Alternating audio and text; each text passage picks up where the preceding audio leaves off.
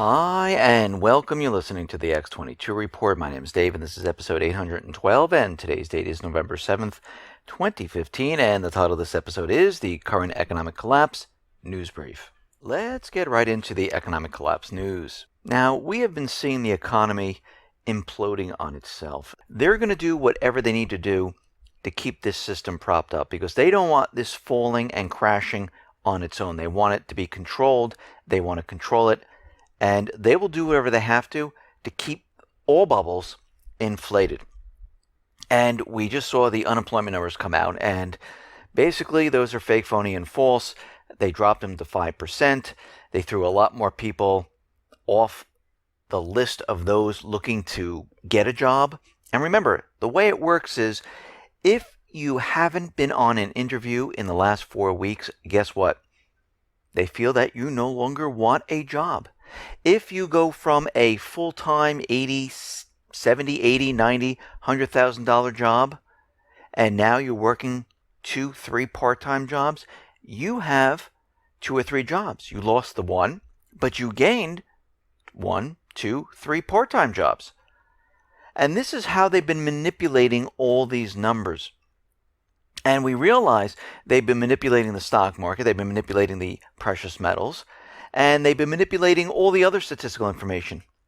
Now, there are different ways they can manipulate. Like, for example, the report just came out that the latest consumer credit data for September was doing incredibly well. It surged to $28.9 billion. And when I hear this, where consumer credit is increasing, I just feel, and I say to myself, people are just taking on more and more debt. This is not a good thing, either through credit cards, student loans, or automobile loans, or even homes. But they don't count homes really in this. So when we look at this, they're trying to make us feel that this is a good thing, but this is just more debt on the people.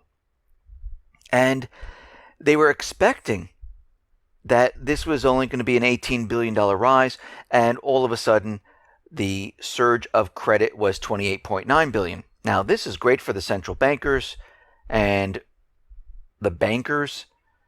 It's fantastic for them, but for the people, not so much, because that means they need to take out more loans to do things where normally they don't have the money to pay this back.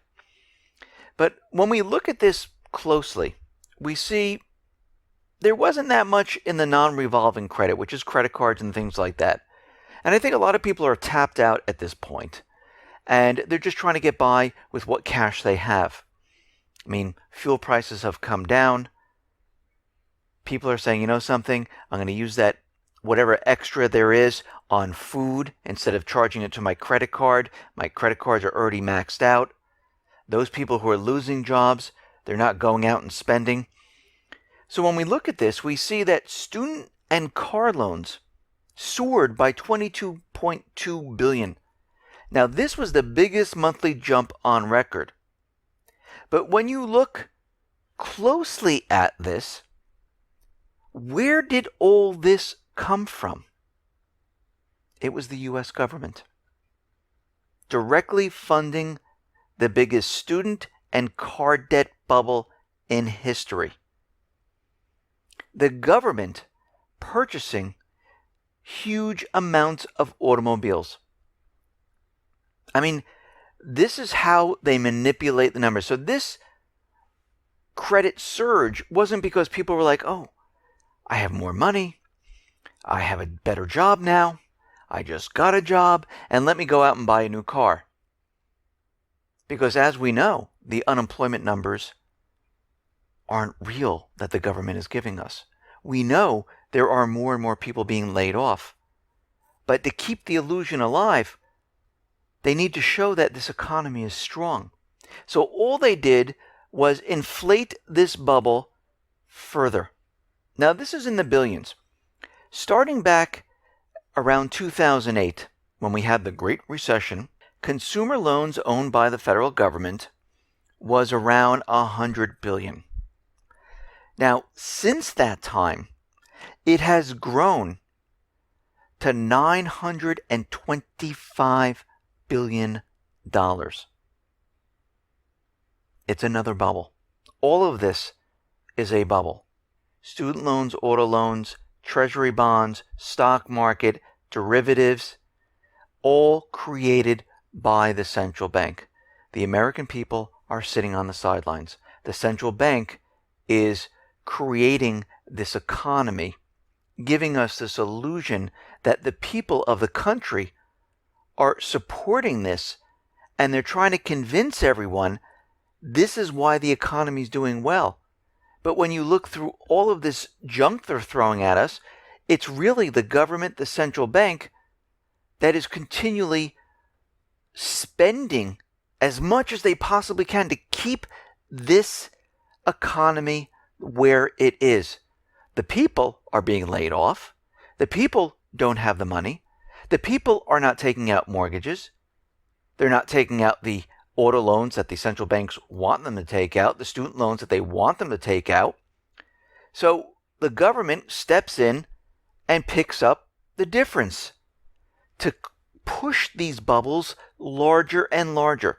Now, we know Obamacare is out there to basically help the government out with all the revenue that they need to bring in, because they know from the people working, this revenue is slowly dying, because as more and more people get laid off, they're taking these high-paying jobs, not getting a job, or just getting a part-time job. So that means there's less revenue coming into the government.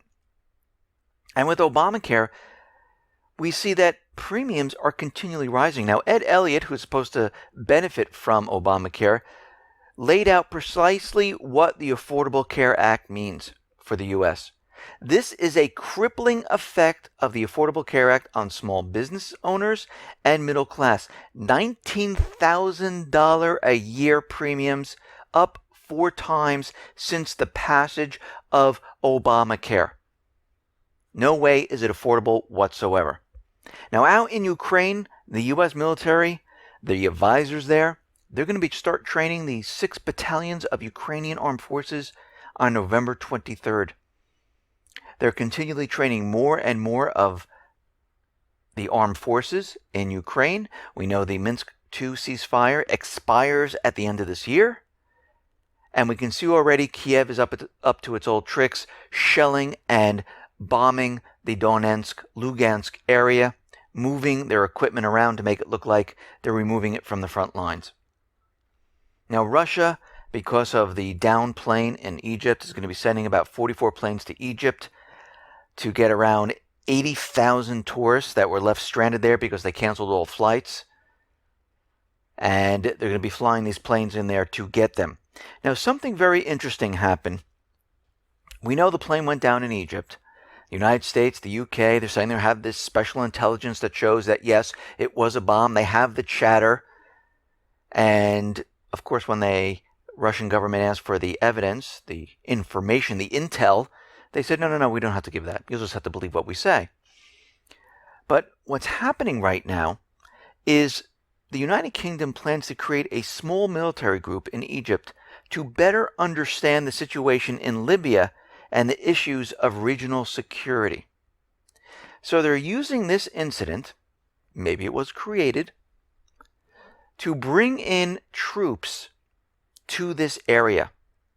And the proposed military group will guarantee a common understanding of the security situation in Libya and help ensure that any future UK and Egyptian operation activity will succeed in this area. And when we look on a map, Egypt is right next to Libya. We know the talks in Libya broke down. We understand Sisi in Egypt called out to NATO, the UK, the US, to say we need to do something in Libya. UK right now is sending in forces into Egypt. This, to me, seems like there is now a military buildup inside of Egypt to go into Libya. And it seems like they're pushing this. They're using the incident either as an excuse or this was planned to bring in the troops to say this is why we need to be there. And it really looks like they're getting ready to do something in Libya. Now, We understand that Russia is continually bombing inside of Syria. They're pushing the rebels back, the Islamic State back, Al-Qaeda, al-Nusra, all the terrorists. The Syrian army retook Aleppo. The people are cheering, saying, oh my God, it was a nightmare having the Free Syrian Army there, the Islamic State there, the al-Nusra terrorist group there. It was just a complete nightmare. Thank God they're no longer here. Now, the U.S. is saying the reason why there's such a lull in airstrikes against the terrorists in October had nothing to do with the fact that Russia was there. The reason why the United States couldn't fly as many sorties, you're never going to believe this, it was because of the weather. This is absolutely true. Lieutenant General Charles Brown told reporters at the Dubai International Air Chiefs Conference that the reduction in airstrikes was due to the weather. But Russia had no problem flying their missions, but the United States did. But it had nothing to do with Russia. So we know this was an excuse and a lie. Now, with the Metrojet crash, we're seeing a lot of propaganda out there, the US, the UK. And remember, they're not part of the investigation whatsoever. They don't have the inside track. They're not even producing evidence. They're just saying it's a feeling. It's something we think is happening. Now, there is some noise that is heard on the recordings right before the crash. But they're still unclear of what this noise is. And Russia is doing a spectral analysis. And they're going to try to identify it specifically what it is. And an international team of investigators are still on the scene collecting information, and there is no ruling of what actually brought this plane down as of yet. They're still investigating. So far, there is no bomb residue whatsoever. And we see that the US, the UK continually are pushing this propaganda, and they're not producing any evidence as usual. And what I'm seeing right now is they're just pushing this really, really hard. Now, part of it is to scare the Russian people to say, ooh, there's terrorism. As Russia went into Syria, the reason why this happened is because they're inside of Syria and the terrorists are taking their vengeance out on them. But I don't think the Russian people are going to just fold and say, you know something, maybe we should leave Syria. I don't think this is going to work. The second agenda, which we see forming now, is they're bringing troops, special ops, into Egypt to go into Libya. This is what we are seeing at this point. Listen, everyone, thanks a lot for listening. Be well, be safe, and especially be prepared. Thanks a lot.